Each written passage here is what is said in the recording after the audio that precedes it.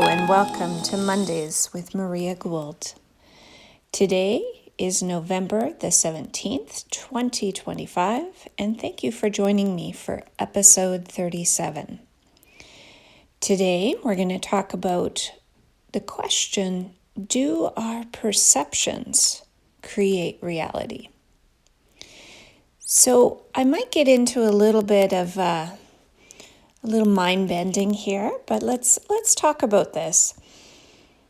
Quantum physics really does tell us that our perceptions and how we view ourselves and the world, our beliefs about this, create our perceptions.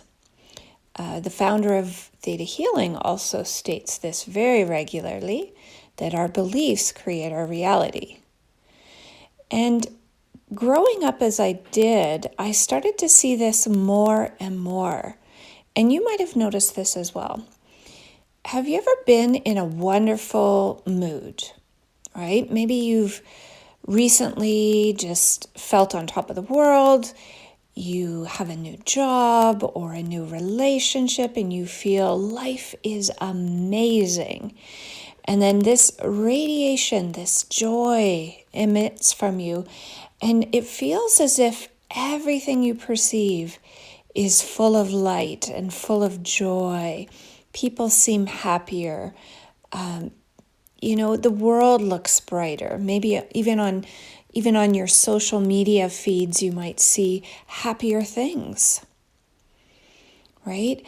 And then if you have another change of perspective and maybe you've just lost a loved one or you broke up with a relationship and your perception is in that lower frequency of sadness or depression, and this is what we perceive. Everything in the world can look awful.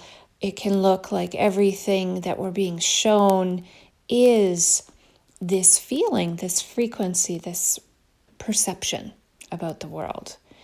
So you might have noticed this in your day-to-day life, how literally our frequency, our state of mind that we are in is actually showing you a different world around you. So it's almost like I've spoken on other podcasts about using our mind like an actual lighthouse. If we look at something that is positive and we see the world through a positive lens, this is what we create in our world, what we see in our world. If we focus on what is negative, if we focus on what is wrong in the world, whether other than what is going right, then we see all that's wrong. So where we put our focus is a huge part of what we perceive. And it's the frequency of our perception as well, our beliefs that we look through. So it's very interesting. I've been teaching Theta Healing for, about 15 years now. So I have watched people come through their own personal journey of Theta Healing and clearing beliefs.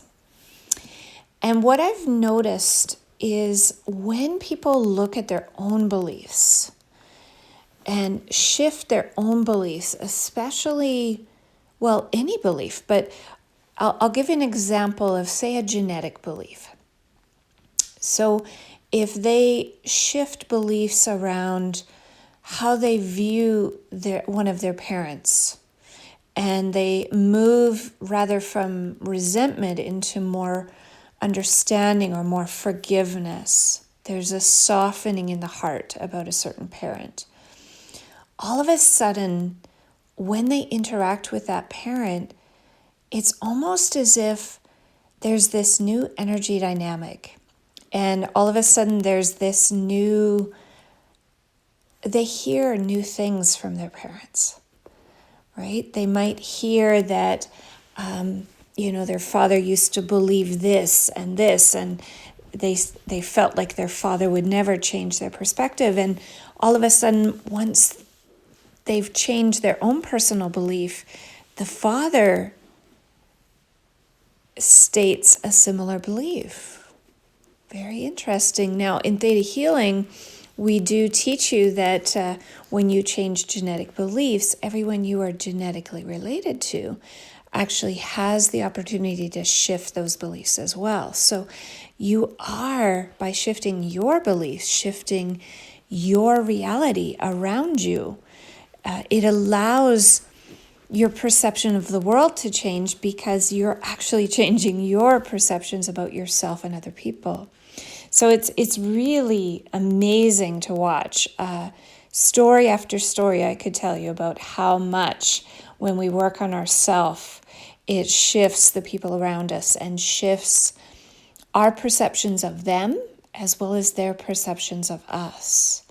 So we truly believe in Theta Healing that our frequency and the energy that we put out and what we believe about ourselves is what is reflected back to us. And nothing is more obvious than, I'm going to share a personal story if I could for a moment.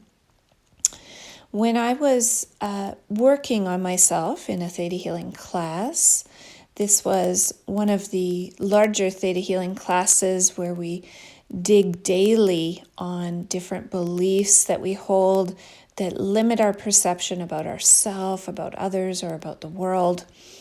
And we do really deep healing. I would almost coin Theta Healing like counseling on super speed, right? You can really shift a lot in a very, very, very quick time.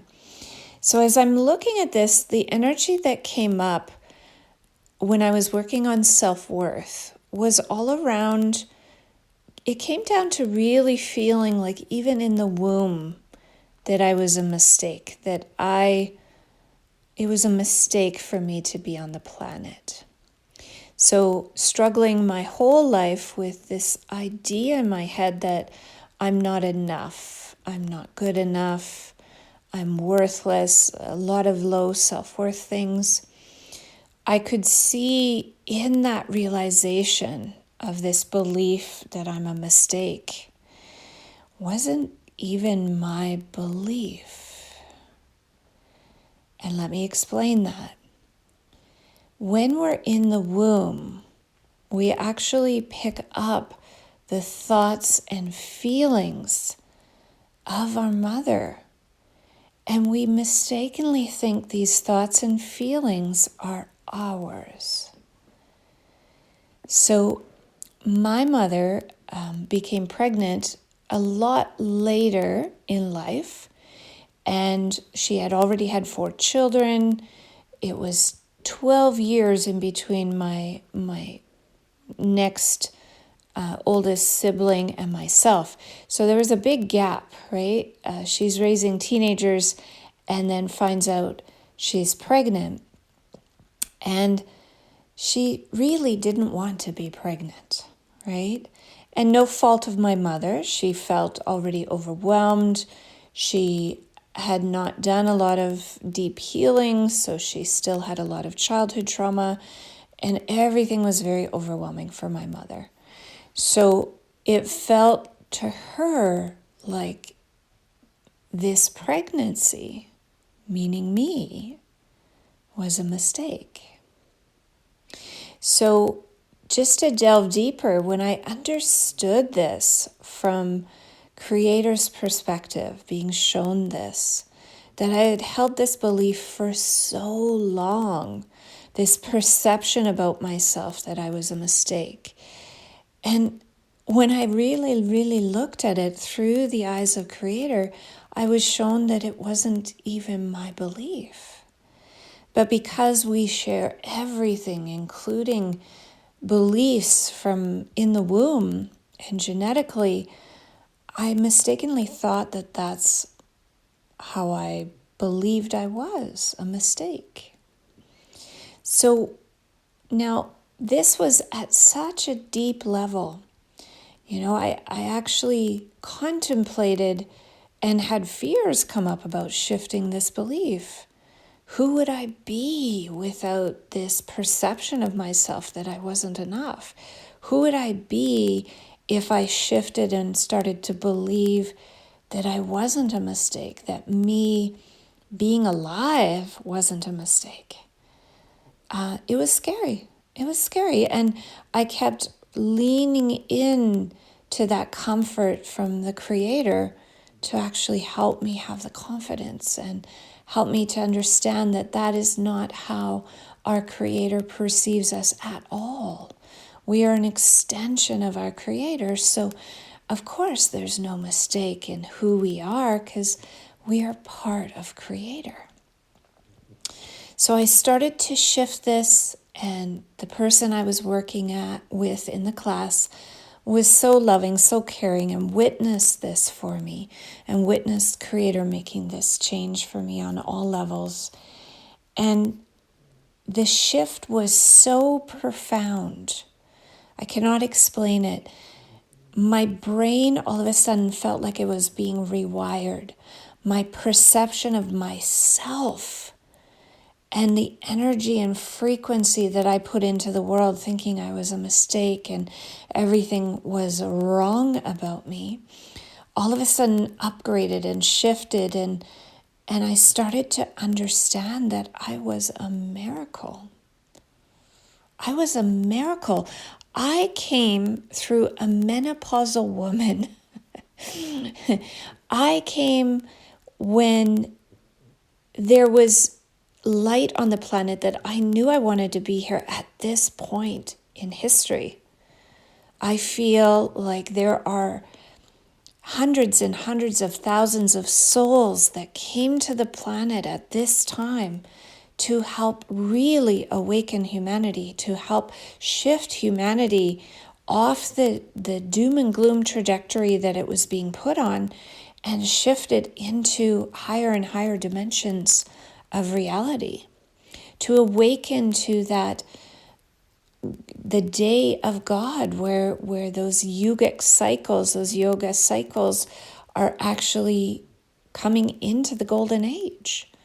So there were so many souls. I remember being a part of those souls that chose to come here to help humanity wake up. So I started to see myself as a miracle. My mother had to go in because she was, menopausal and pregnant. So the doctor, whenever she went in to get a pregnancy test and start prenatal care, the doctor kept sending her home. You've got the flu. There's nothing wrong with you. He wouldn't even do a test for my mother. And it was almost as if, because of that belief that I adopted in my mother, that I'm a mistake, it's almost like I didn't want to be seen, right? And when I shifted the beliefs in the class to I'm a miracle, I'm here to help awaken others and show others they are loved by the Creator, this shifted my whole perception of myself and the world. I'm not afraid to be seen. I'm not afraid to be heard. So our beliefs, our perceptions completely create our reality. Completely. Right? And then others can relate back to us this new frequency, this new perception about ourselves. And the world shows us that belief. The world is set up to be almost like a feedback loop, right? Things that are happening in our reality, in our immediate reality, and in the world are a reflection of what we believe about ourselves, right? So if for example, I was working with a friend today, and she was looking at, why does it show up in her life that her ex-boyfriend always shows up when she's on a new date? And this has been a pattern. And we had to look at that and shift the beliefs around that were attracting that connected them psychically together. And I know that that shift that we did today will help her break free from those last cords and attachments to that relationship that wasn't the highest and best for her, right? It was a beautiful learning experience for her, a blossoming for her in love, but it wasn't the right person and the right fit for her. So her understanding that and realizing that more and more is so profound, so profound. So come back to this idea of truly our perceptions can be almost like a self-fulfilling prophecy, right? If we believe we're not enough, that's what the world reflects back to us. So our beliefs really do create our reality and our experiences. So start shifting your beliefs today. Start shifting if there's something in your world that you don't like. What are my beliefs about myself or about the world or about this situation, about money, whatever it is? Shift them to God's truth, to the truth from the Creator. Remember, you are an extension of the light of Creator. And why would the Creator limit itself in any way? You are the life force itself. So just a curious question, would life itself accept illness? The eternal part of you, the ageless, timeless soul that you are. What if your mind and perception only teaches you that you need to age and get older, that you need to be sick at certain times, that you need to, whatever it is. It is our mind that puts our own limitations on our reality, right? It's been very interesting. So I used to have, and maybe you've experienced this, especially since COVID, right? We've been really kind of conditioned to be fearful of getting sick, right? We've been fearful of getting a cold or a virus or getting sick. I do think humanity was kind of fed upon and that fear was amplified during COVID. But in my house lately, my husband came home and he had a bit of the stomach flu, he had a bit of a cold and a cough, and I could hear old thoughts. Oh, am I going to get sick? And then I stopped that thought right there. And I listened to God's truth that sickness is not the will of God. Imagine God being sick, really. So why do we permit our mind to think that we, or the body we live within, is sick? That would be agreeing that this erroneous belief that God can be sick. Now, don't mistake my words. I'm not saying I am God or my body is God. My body holds, just like your body holds, the light of God, right? So if we start to really understand that the light that we are, the light of God that we are, is all around us. It's not just in our body, it's all around us, in everything. So if that frequency, that shift of perception, that God cannot be sick. Therefore, how can the world around me be sick? What if we shifted that so much and believed that so much that it shifted human consciousness? Wouldn't that be cool? What if our shift of perception shifted the reality that people believe in sickness? Now, another perception to really look at is the conditioning that the human race has had about being a victim. Being a victim. Again, I want you to think of the light that you are. Is the light, which is the light of God, a victim to anything? Think of that. So if the light of God is not a victim to anything, it's not a victim to a thought, it's not a victim to being destroyed because it is the life force itself, it's indestructible. So what if it is our belief that tells us our limitations, not truth? Now, when I first started my newsletters, and if you haven't signed up for my newsletters, I do encourage you to join me at mariagould.com, and at the very top of the webpage, you can join my newsletter.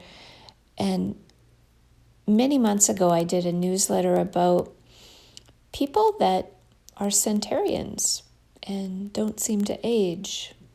And there was a great video of a Chinese man that I shared in that newsletter, where in recorded history, he was actually over 200 years old.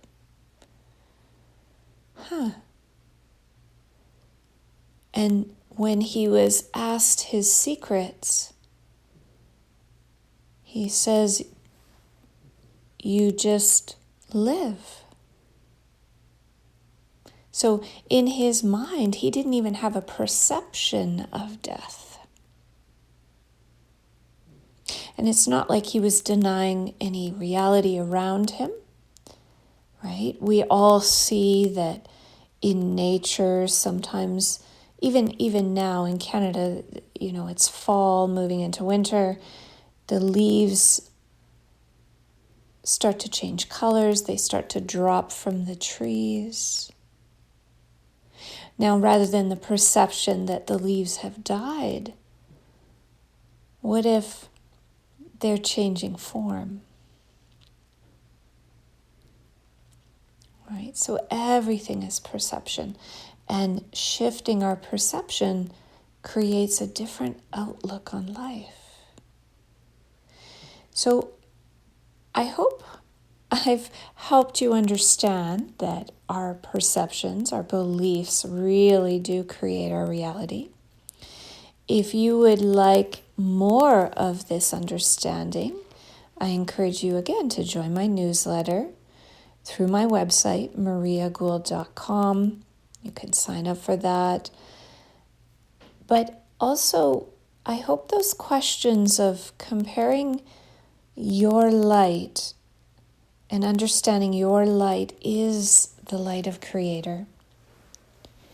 And that light is eternal. That consciousness that you are, the isness that you are, has always been and will always be. That is the energy that science talks about of, nothing can be destroyed. That is the energy. You, who you truly are, as a part of God, cannot be destroyed. Nothing of this world can actually touch your light. And perhaps in next week's podcast, I will share a meditation to help you touch that, to help you start to feel who you really are, that eternal self again, and start to understand that who you really are has always been there and will always be there. Okay, when you start to experience that a little bit for yourself, it really shifts your perception about everything. So if you would love some support or like some support, shifting your perceptions about yourself or about others, about the world, I would love to hold space for you in a Theta Healing session. Theta Healing is a beautiful modality that connects us to the energy of Creator, and we can witness belief changes and shifts in perception just so beautifully, so magically. And it's not only our beliefs that maybe we, like my story where I shared I had this belief in the womb, right? That's a genetic belief. That's a belief that was kind of wired into my frontal cortex as a core belief.